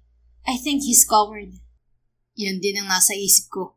Para lang siyang ang kapatid niya. Mga terorista daw pero bahagang buntot pagdating sa mga kagaya natin. Natawa si Athena. Totoo ang tawa yun kasi hindi niya alam na maganda pala ang kombinasyon nilang dalawa ni Sev. Pakiramdam tuloy niya ay may mga superpowers silang dalawa. Isa pa sa nagpapagaan ng kanyang kalooban ay ang kaalamang mahal siya ni Sev. Dahil kahit nakafocus sa pagtakas nila ang isip ni Athena, hindi pa rin maikakailang masaya siya sa mga nalaman. Nakadagdag din yon para mas maging matatag siya. Don't laugh at him. Baka mamaya niyan mainsulto si Khalid at pasukin tayo rito. Ani Sev, sinadya pang lakasan ng tinig. Well, duwag lang talaga siya kung hindi niya gagawin yun. At sinabayan pa yun ni Athena ng malakas na pagtawa. Pagkatapos, nagkalingonan sila ni Sev nang maramdaman ang mga papalapit na yabag, kasunod ang muling pagbalandra ng pinto at pagbukas ng ilaw. Napapikit silang dalawa, at nang magmulat, isang suntok ang tumama sa pisngi ni Sev. Napahalakak ito habang si Athena naman ay nakahanda na ang sarili. 3 lalaki ang kasama ni Khalid, lahat ay armado. Alam niyang dehado sila dahil nakatali pa ang mga paa nila. Pero madali rin naman nila yung maaalis dahil kahoy naman ang upuan. Enough with your talk, Governor. You want me to kill you now? Fine. Malakas na wika ni Khalid kasabay ng pagtutok nito ng baril sa ulo ni Sev. Pinisil naman ni Sev ang kamay niya. Now! Sa hudyat nito, inabot ni Athena ang lalaking pinakamalapit sa kanya. Sa gulat nito at ng mga naroon ay hindi agad ito nakapalag at tuluyang nawalan ng buhay nang mariin niyang itarak sa leeg nito ang blade na hawak pa din. Sinugod siya ng isa pang lalaki pero ginamit niya ang upuan bilang panalag dito. Inipit niya ang katawan ng lalaki sabay buwelo ng kanyang mga binti. Kaya nakuha niyang ituon ang mga paa sa sahig bago ubod lakas na itinaktak ang upuan kasama ang lalaki. Nasira ang upuan at lumuwag ang mga tali niya sa paa. Athena! Sigaw ni Sev kasabay ng malakas na putok ng baril. Kagit siyang napalingon dito. Nagpapangbuno na ito at si Khalid habang nakatutok na sa kanya ang baril ng isa pang lalaki. Pero bago pa nito makalabit yun, nasipa na ito ni Sev na nakatayo na rin. Madaling kinalag ni Athena ang mga tali niya sa paa bago kinuha ang baril ng dalawang lalaking napatumba niya. Hindi na nag-iisip pang itinutok niya yon sa isang lalaking babarilin na sana siya, pero naunahan ni Athena. Dilat ang mga matang bumulagta ito sa sahig. Sev! Pagtutok niya ng baril sa kinaroroonan nito. Hawak na ito ni Khalid sa leeg. Nakatutok ang baril nito sa sentido ni Sev, kaya napatigil si Athena. Halos magkasing katawan kasi ang dalawa, at alam niyang may training din si Khalid sa pakikidigma. Shoot me and he'll be dead. Ani Khalid bago nag-umpisang maglakad palabas ng pinto. Shoot him and you'll be dead, just like your brother. Walang kangiting-ngiting tugon ni Athena. Let's see who will see hell. Me, you, or him. Don't listen to him, Athena. Save yourself. Huwag mo ko intindihin. Singit ni Sev. I will, kapag ligtas ka na. Humalakhak si Khalid na para bang naiintindihan siya. Pagkatapos, nagpatuloy ito sa paglabas kasabay ng pagpasok ng 5 kalalakihan. Walang inaksayang sandali si Athena, ni hindi nakaporma ang mga ito dahil bawat isa, dibdib o sentro sa ulo ang tama. Kinuha niya ang ilan sa mga baril ng mga ito at akmang lalabas na ng pinto para sundan sina Sev. Pero sinalubong siya ng mga bala. Mabilis siyang dumapa at dumikit sa pader. Pinakiramdaman niya ang mga nagpapaputok at segundong tumigil ang mga ito. Siya na bang labas ni Athena habang sunod-sunod ang pagbaril. Narinig pa niya ang pagdaing ng mga kalaban habang gumugulong sa sahig at bumuelo patayo. Sev, where are you? Pero mga bala ang tumugon sa kanya. Wala yung katapusan kaya ilang beses siyang gumulong, pero nadaplisan pa rin siya sa braso. Maya-maya, narinig ni Athena ang mga pagkalabog at mahihinang daing sa gawing kaliwa niya. Binaybay niya ang pasilyong may malamlam na ilaw habang nakaaro ang baril sa unahan. Nakita niya ang isang aninong palapit sa kanya kaya alertong itinutok niya ang baril dito. Ako to. Ani Sev na biglang napatigil. Ito palang may-ari ng anino. Patakbong sinalubong niya ito ng mahigpit na yakap. Are you okay? Tanong niya rito. Yes, love. I'm fine. How about you? Okay lang din. Si Khalid, nasan siya? He ran away. Let's go, baka maabutan pa natin siya. Bumitaw si Athena sa pagkakayakap kay Sev bago nila tinunton ang pasilyong nilabasan ni Sev. Doon nila napagtantong nasa isang abandonadong bahay sila na may 3 palapag. Shit! Did you hear that? Ani Sev at pareho silang napatigil nang marinig ang malakas na ugong ng chopper. He's escaping! Sa rooftop! Dali-dali silang umakyat sa itaas para lamang magulat sa nakita. Pagdating nila roon, hawak na ni Boss Leo si Khalid. Looking for him? Nakangising sabi nito. Boss, mabutit nakaabot kayo sa tamang oras. Ani Athena nang lumapit sila rito. On time nga eh. Madali lang namang na-trace ni Fergie ang location nyo. And where are we to be exact? Bicol na. Athena! Sigaw ng isang lalaki sa likuran nila. Napalingon sila roong 3. Napataas ang kilay niya nang makita ang mga kasamahan, kasama ang head nila na si Primrose Samonte. At mas lalo siyang nagtaka nang makitang kompleto ang mga ito pati na ang mga bago nilang recruit.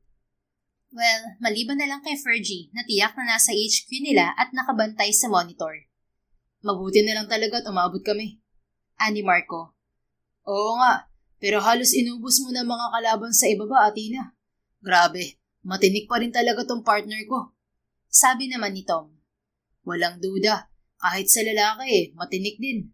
Segunda ni Eric kasunod ng malakas na tawanan ng mga ito.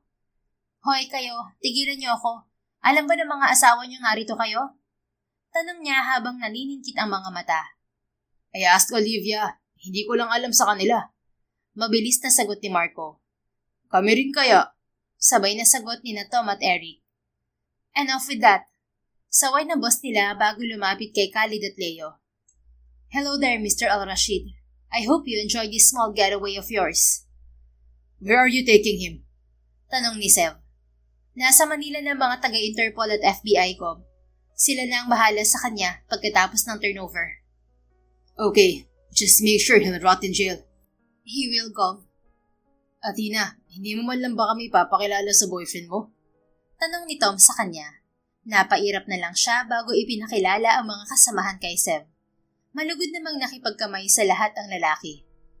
Hindi rin nakuhang itikom ng mga kasamahan niya ang bibig ng mga ito at nakuha pang biruin ang kanyang nobyo. Sa wakas, magkakaroon na rin ng tali itong si Athena. Tiyak na hindi na siya makakatakbo pa. Ani Carlos. I'm sorry pero hindi ko pinipigilan si Athena sa gusto niyang gawin. Sabat ni Sev. Napatingin siya rito. Lumingon din naman ito sa kanya. You can do whatever you want, Athena. If you want to stay as an agent, wala namang problema. Boyfriend mo man ako o asawa, hindi kita pipigilan dahil alam ko kung anong gusto mong gawin sa buhay. At yun na yung magligtas ng mga tao. Talaga? Nagniningning ang mga matang tanong niya. Yes, Athena. Because that's what I like about you. And that's who you are. Ang pagiging matapang mo at mapagmahal sa bayan ang minahal ko ng husto sa'yo. Alam ko, hindi na yun magbabago pa kahit bali-balik ta rin ko man ang mundo. And you know na, noon at hanggang ngayon, I will always be proud of you. At nagulat na lang si Athena nang halikan siya nito sa mga labi. That's her very first kiss at dama niya ang pag-iingat ni Sev. Umani yun ng malakas na palakpakan at pagsipol sa paligid. Pero hindi na pinansin pa ni Athena ang mga kasama niya dahil sapat na ang kaligayahang pumupuno sa puso niya sa mga sandaling yon. I love you, Athena. Ani Sev nang pakawalan siya. I love you too. Pagkatapos madakip si Khalid ay dinala na ito ng mga taga-Interpol sa The Hague dahil sa ICC lilitisin ang kaso nito. Sila naman ni Sev ay ipinagpatuloy ang relasyon. Ipinakilala siya nito kay Don Alfredo bilang kasintahan at bakas naman sa mukha ng matanda ang kasiyahan. Naipakilala na rin niya ito sa kanyang lola at aprobado naman to. Nagpasalamat pa rito ang kanyang lola dahil akala raw nito tatanda siyang dalaga na ikinatawa nila. At gaya ng ipinangako ni Sev sa kanya, walang oras na hindi siya nito pinakikilig dahil taliwas sa ugali noon ng kasintahan ang ipinakikita nito sa kanya. He's one of the sweetest and most caring men she has ever known. At halos araw-araw, ginugulat siya ng lalaki sa mga nadidiskubre niya rito. Love, saan ka? Tanong ni Sev nang sagutin niya ang tawag nito. Sa HQ, bakit? Namimiss na kasi kita eh. Natanggap mo ba ang flowers at chocolates na pinadala ko kanina? Napangiti si Athena at napatingin sa bulaklak na nasa table niya. Oo, narito. Pero pwede bang tigilan mo na ang pagpapadala ng ganito? Ha? Bakit? Ayaw mo ba? Hindi sa ayaw ko. Wala na kasi ako mapaglagyan. Puno na nga ang opisina namin eh, pati sa bahay. Nagrereklamo na nga si Lola Adela. Hindi naman daw niya maitatanim ang mga yon. Ganun ba? Di once a week na lang para may interval. Natawa si Athena. Hindi ka talaga patatalo, ano? Well, gusto ko lang namang ipadama sa'yo kung gaano kita kamahal. Marami namang paraan. I know, kaya nga halika rito. Ha? Saan? Napalinga si Athena. Ang alam niya nasa Monte Azul si Sev dahil araw yun ng Biyernes at may pasok ito. Pero kahit ganoong malayo ang distansya nila sa isa't isa, palagi pa rin itong dumadalaw sa kanya sa Maynila. At madalas gamit nito ang family-owned chopper ng mga ito. Sa rooftop. Ha? Hindi ba may pasok ka ngayon? Oo nga, pero saglit lang. May convention kasi kami ngayon dito sa Maynila kaya narito ako. Bakit hindi mo sinabi? Kasi I want to surprise you. Sige na love, akyat ka na muna dito. Kasi baka mamaya, mapapagalitan pa ako ng boss mo. Naiiling na tumayo na lang si Athena. Alright, just give me 2 minutes, okay? Okay, love you. Love you too. Sagot niya sabay ngiti ng malapad. Pagtapos ino-off ni Sev ang kabilang linya, mabilis na nagtungo si Athena sa banyo bitbit ang kanyang backpack. Agad niyang pinasadahan ng sarili. As usual, naka-t-shirt siyang kulay itim na pinatungan niya ng leather jacket. Pantalong maong naman na malambot ang tela ng kanyang pang-ibaba at itim na boots. Ang buhok niyang kulot-kulot at mahaba ay inalis niya sa pagkakatali. Pagkuway mabilis ang sinuklay. Sabi kasi ni Sev, mas maganda raw siya kapag nakalugay ang kanyang buhok. Muli siyang napailing habang hindi nawawala ang ngiti sa mga labi. Noon, kontento na si Athena sa itsura niya. Subalit mula nang maging kasintahan niya si Sev, mas naging aware siya sa sarili at mas binigyang pansin ang minsanang pagpapaganda. Kahit hindi naman na kailangan. Pero ang payo sa kanya ng boss niyang si Primrose, kailangan daw talagang paminsan-minsan ay mag-ayos ang mga babae para sa kanilang minamahal. Nang sa gayon, maramdaman ng mga itong pinahahalagahan nila ang mga to. Ganoon daw ang nagagawa ng pag-ibig sa isang tao, na sinang-ayunan naman niya. Naglagay rin ng kaunting lip gloss si Athena, at nang masigurong ayos na ang itsura niya, halos takbuhin niya ang elevator dahil ayaw niyang mainip si Sev. Subalit napakunot noo siya ng pagbukas niyon sa rooftop ay salubungin siya ng nakangiting si Sev kasabay ng pag-ere ng malamyos na musika sa buong paligid. Anong ibig sabihin nito, Sev? Tanong niya sa kasintahan nang nakalahad na ang kamay sa harapan niya. Just come with me. Hindi naman na nagdalawang isip si Athena. Tinanggap niya ang kamay ni Sev at nagpaalala dito hanggang sa makasakay sila ng chopper. Ito pa ang nagkabit ng safety belt sa kanyang katawan. Ganoon din ang headphone. Saan tayo pupunta? It's a surprise, love. You'll see later. Hinawakan ni Sev ang kamay ni Athena ng mahigpit, kasabay ng pag-angat ng chopper sa himpapawid. Hindi naman na siya nagsalita pa at nakuha na lang magmasid sa labas. Noon niya lang na-realize na hapon na pala, at sa oras na nakaindika sa monitor ng chopper, nakita niyang 4:00 na pala ng hapon. Take a look, love. Narinig niyang wika ni Sev sa headphone. May itinuro itong mataas na gusali na ang backdrop sa likuran ay ang hindi naman kalakasang sinig ng araw. At mula sa kinauupuan ni Athena, nakita niya ang pagladlad ng isang malaking tarpaulin na may kasamang mga konfetti. Nang tuluyan yung bumukas, napasinghap siya ng malakas nang mabasa ang nakasulat doon sa baybaling kay Sev. Malapad na itong nakangiti sa kanya. Hawak na rin ang isang nakabukas na kahon. May kulay aso na diamond ring sa ibabaw niyon. I don't know where to start, love. Pero isa lang ang alam ko. Hindi ko kayang mabuhay nang wala ka sa tabi ko. I love you, Athena Mercado. And just like what the tarpaulin said, will you marry me? Sunod-sunod na pumatak ang kanyang mga luha sa bayakap dito ng mahigpit. Yes, Gov Severino Zamora. I will marry you anytime, anywhere. Napahalakhak si Sev at nang pakawalan siya nito at pakatitigan sa mga mata, nakita niyang naluluha rin ito. Thanks, love. Hindi mo pagsisisihan ng araw na sinagot mo ko. Because I will prove to you every single day how much I love you. Anito sabay suot ng singsing sa daliri niya. Hinaplos ni Athena ang pisngi nito. You don't have to, Sev. Dahil alam ko, nararamdaman ko, hindi na yun magbabago kailanman. Ganoon kalaki ang paniniwala ko sa'yo. Ngumiti ito bago tinawid ang pagitan ng mga labi nila. Sandali namang ipinikit ni Athena ang kanyang mga mata upang namnamin ang tamis ng mga halik nito. At nang magmulat siya, palanding na ulit sila sa Aceros Building. Halika na, naghihintay na sila. Ani Sev nang tuluyang makalanding ang chopper. Nagsalubong ang mga kilay ni Athena. Sinong sila? Well, nariyan si na Papa at Lola Adela, pati na mga katrabaho mo. Ibig mong sabihin, alam nila? Yup, nagpresenta pa si Mrs. Samonte na gawing venue ang event hall dito sa building nyo, kaya pumayag na ako. Natatawang naiiling na lang si Athena. Sus, ang dami mong pakulo ha? Well, basta para sa'yo, walang hindi ako gagawin. Oo na, tara na at baka naiinip na sila. Baka isipin ng mga yun, hinulog ko ang singsing na to. Well, bakit naman nila iisipin yun? Alam mo namang malakas mangandiyaw ang mga kasama ko, hindi ba? Napatango-tango ito. Oo nga pala, tara na. Hinawakan siya ni Sev sa kamay at inalalayan sa pagbaba, pagkatapos magkahawak kamay nilang tinungo ang elevator nang may ngiti sa mga labi. Pagkalipas ng 5 buwan, ikinasal sina Athena at Severino sa simbahan sa Monte Azul. Marami silang naging bisita dahil na rin sa pagiging lingkod bayan ni Sev. Lahat ay masaya dahil sa wakas may nakabihag na sa puso ng binatang gobernador. Hindi na rin sila lumabas ng bansa para sa kanilang honeymoon. Mas pinili kasi nilang i-donate ang gagastusin nila roon sa isang komunidad para makapagpatayo ng eskwelahan.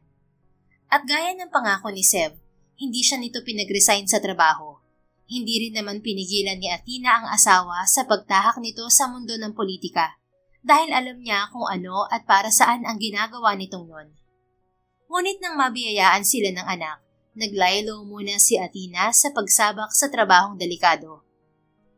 Napatunayan nilang walang imposible kung may tiwala at nakasuporta ang bawat isa sa kani-kanyang hangarin.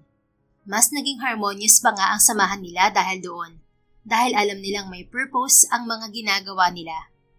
Pinatunayan nilang ang pag-ibig ay hindi hadlang sa paglilingkod, kundi isang inspirasyon upang maging tapat at patas sa batas. May puso pero may prinsipyo, at hindi nawawala ang kredibilidad. The end. Kung nagustuhan mo ang istoryang ito, please don't forget to like, comment, and share it with your friends. Your support really makes a difference. Thank you and see you sa ating next story. Keep safe and be blessed.